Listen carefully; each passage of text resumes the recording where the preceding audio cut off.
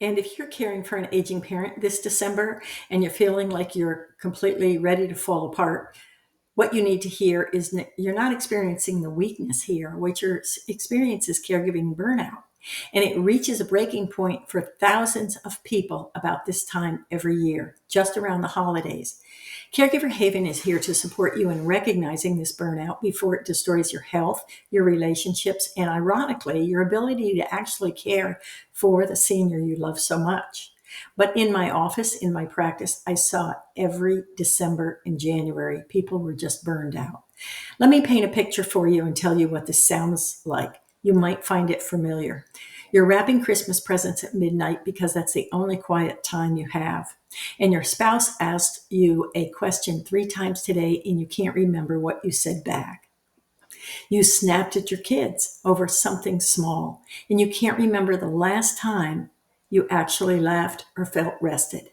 And when your sister calls with her opinions about mom's care, you want to scream because she hasn't a clue about what your day looked like.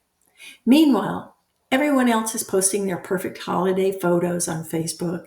They're baking cookies and going to Christmas parties, and you're trying to figure out how to get dad to the cardiologist appointment and then pick up his medications, shopping for the lowest prices, and prepare a diabetic friendly meal, and somehow not to cry in the grocery store parking lot.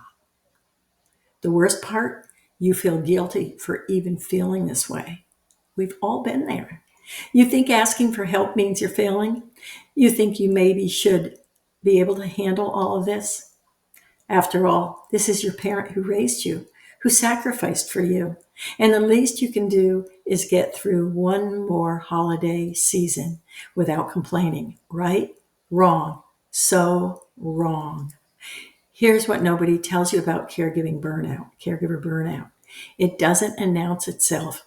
It doesn't have warning signs or sirens. It creeps in slowly. And first you're tired, then you're exhausted, and then you find yourself getting sick more. You maybe have headaches or back pain, trouble sleeping, even though everything else seems, oh, I'm okay.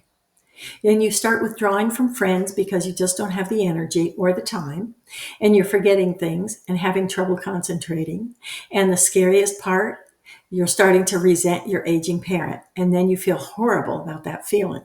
And not to mention, your cortisol levels are through the roof and you're gaining weight. Well, let me tell you exactly what happens when you ignore these warning signs, because this is important. Your own health is going to deteriorate. You're taking high blood pressure medicine. You've got a weakened immune system, increased risk for heart disease. Caregivers who experience prolonged burnout actually have shorter lifespans. You cannot pour from an empty cup, and you definitely cannot provide good care when you're running on fumes. The quality of care you provide suffers. You're more likely to make medication errors, miss appointments, and overlook symptoms. Not because you're a bad caregiver, but because you're a human being who has exceeded capacity.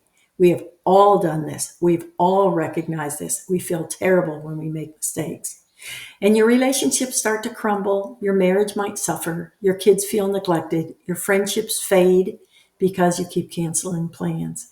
And here's the tragedy. Your relationship with your aging parent becomes strained instead of cherished. Every interaction becomes stressful instead of meaningful. This isn't the legacy either of you want. I know it. So what do you actually need to do about this? Well, let me give you 5 things you can implement, and start today, start tomorrow, start next week, or only do one. But first, recognize that asking for help is perfectly normal. It's wisdom.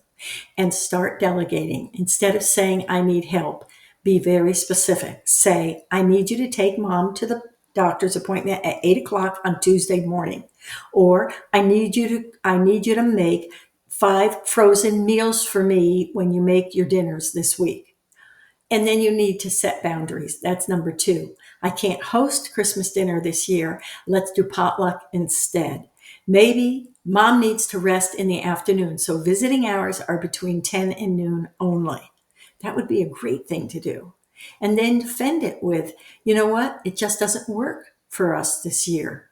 That's okay to say that. Third, embrace the good enough principle. Not every meal has to be homemade, and not every surface needs to be decorated. Not every tradition needs to continue exactly as it has always been in the past. Good enough is actually excellent when managing caregiving responsibilities. I don't want you to come up in January exhausted.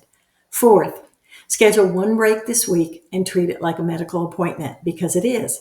30 minutes walking outside, a long bath, coffee with a friend, put it on your calendar with a reminder, and protect it like you would any other important commitment. Do not just make an hour off. Actually do something during that time. And fifth, connect with other caregivers who get it. There are online support groups. Our community, our Haven, it's called the Haven Community for Members. Amazing. And we open it in January. And we talk about these things and share our experiences and what we do and our tips and our tricks. It's amazing how much information everyone has that they can help us with. So just implement even one thing this week, maybe your own personal appointment where you're going to go out with a girlfriend or a boyfriend and you're going to talk to them about the holidays and you're going to see how refreshing it feels. You can do this. I know you can. And that's all you have to do. It's enough. So think about letting go of these holidays. You're doing very important work, but it's exhausting. So you deserve the support, you deserve the rest, you deserve the compassion, especially from yourself. Taking care of yourself is not selfish. We've often said that. It's about sustainable care for someone else. So if this video helped you today, please hit the subscribe button so you don't miss future videos like this. Give it a thumbs up so YouTube knows to share it with other caregivers who desperately need to hear this message. And share it with another caregiver in your life who might be struggling right now. You've got this. You don't have to do it alone. I promise you that. I'm Suzanne with Caregiver Haven, and I'll see you in the next video. Thanks so much for being here. Take care.